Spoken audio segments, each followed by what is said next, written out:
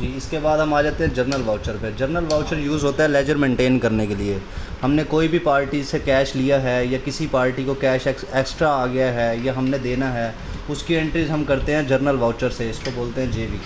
तो इसमें जब तक ये जेवी बराबर नहीं होगा तब तक ये जेवी सेव नहीं हो सकता। इसके लिए एक पार्टी से अगर हमने पैसे लेने हैं तो हम उसको डेबिट कर देंगे, अगर हमने किसी को देने हैं तो उसको क्रेडिट कर देंगे। ये जेवी इसलिए यूज़ होता है। उसके बाद आ जाते हैं हम इन्वेंट्री पे।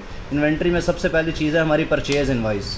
अब परचेज़ इनवाइस हमारे पास जो कंपनी से स्टॉक आता है वो स्टॉक हमने सिस्टम में लेना है, उसके लिए हम परचेज़ इनवाइस यूज़ करते हैं। अब इसमें सबसे पहला ऑप्शन डेट का है। जिस डेट को कंपनी से हमारे पास स्टॉक आया हम वो डेट देंगे।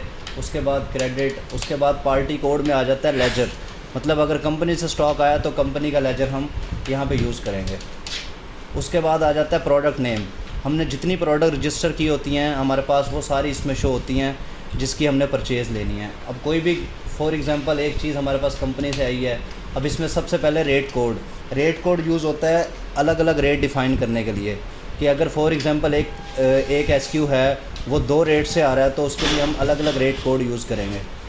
हम यहाँ एक रेट कोड दे देते हैं। उसके बाद आ जाता है पैक होता है कॉटन्स में, क्वांटिटी होती है पीसेस में।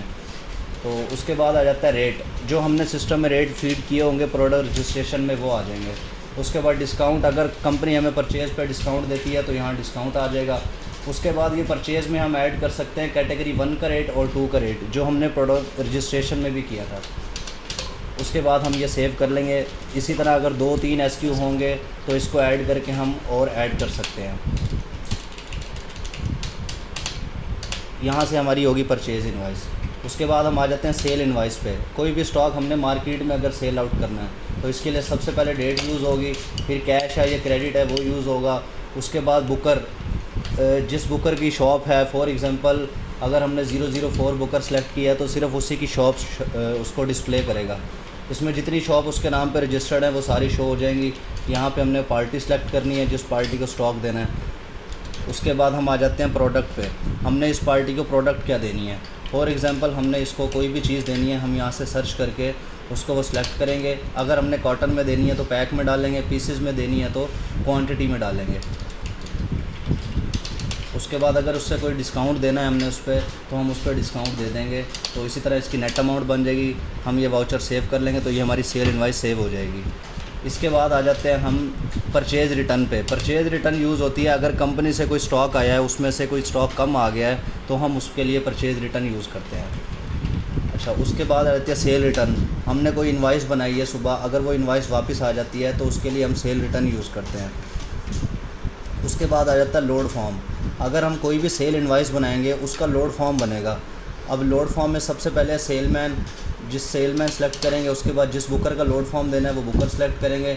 यहाँ से डेट देंगे, फॉर एग्ज़ाम्पल हमने 01/07/2024 का लोड फॉर्म ओपन करना है तो हम यहाँ से ओपन कर लेंगे। जितनी इनवाइसेस बनी होंगी उसका सम, उसका टोटल वो लोड फॉर्म में यूज़ होता है, वो लोड फॉर्म में शो होता है। उसके बाद आता है invoice summaries. Invoice summary use होती है कि शॉप की डिटेल के लिए हमने एक बुकर की, फॉर एग्ज़ाम्पल हमने 5 शॉप्स का बिल बनाया है तो हम इनवाइस समरी में देख सकते हैं कि हमने उसके किस किस नाम से बिल बनाया और किस किस अमाउंट से बिल बनाया है। अब फॉर एग्ज़ाम्पल मैं बैक डेट में दिखाता हूँ आपको, 01/06 से लेके इस महीने तक हमने टोटल इतनी शॉप्स का बिल बनाया है। ये सबसे पहले आ रहा है शॉप नेम, उसके बाद आ रही है उसकी वैल्यू, ये आ रही है उसकी नेट अमाउंट। अच्छा, इसके बाद हम यूज़ करते हैं sale bill print. Sale bill print use होता है कि अगर हमने फॉर एग्ज़ाम्पल एक दिन में 10 बिल बनाए हैं तो हम इसको डेट वाइज करके यहाँ डेट दे देंगे, उस डेट के वो तमाम बिल प्रिंट कर देगा। उसके बाद ये रिपोर्ट्स हैं। रिपोर्ट्स में ये, उसके बाद आ जाते हैं लेजर्स पे। अब हमने जितने भी अकाउंट ऐड किए हैं वो हम सब में से उनका लेजर देखना चाहते हैं तो हम लेजर रिपोर्ट से ही देखेंगे। यहाँ आके F1 से सर्च करेंगे, आप ये सारी पार्टी शो हो जाएंगी। इसको ओपन करके डेट वाइज भी लेजर आप देख सकते हैं, ये उसका लेजर डिस्प्ले कर देगा। फॉर एग्ज़ाम्पल उसको हमने इनवाइस किया तो वो आएगी डेबिट साइड पे, अगर उसने उसके अगेंस्ट पेमेंट दे दिया है तो वो आएगी क्रेडिट साइड पे। ये उसका टोटल बैलेंस रिमेनिंग बच जाएगा। उसके बाद आ जाते हैं स्टॉक रिपोर्ट पे। स्टॉक रिपोर्ट हमारे पास 2 तरह की है, एक डेट वाइज है, एक कैटेगरी वाइज है। अब कैटेगरी वाइज हम देख लेते हैं। ये हमारे पास डिफरेंट कैटेगरीज़ हमने बनाई हुई हैं। फॉर एग्ज़ाम्पल ये कैटेगरी है अमेरिकन कुजीन है, यूरोबेक है, इसमें कैटेगरी वाइज स्टॉक दिखाता है हमें। ये प्रोडक्ट का नेम आ रहा है और उसके बाद ये उसकी क्वांटिटी आ रही है, ये कॉटन्स आ रही है, ये इन पीसेज आ रही है और ये टोटल इन पीसेज क्वांटिटी आ रही है जो हमारे पास अवेलेबल स्टॉक ऑन फ्लोर है। ये हमारी स्टॉक रिपोर्ट यूज़ होती है।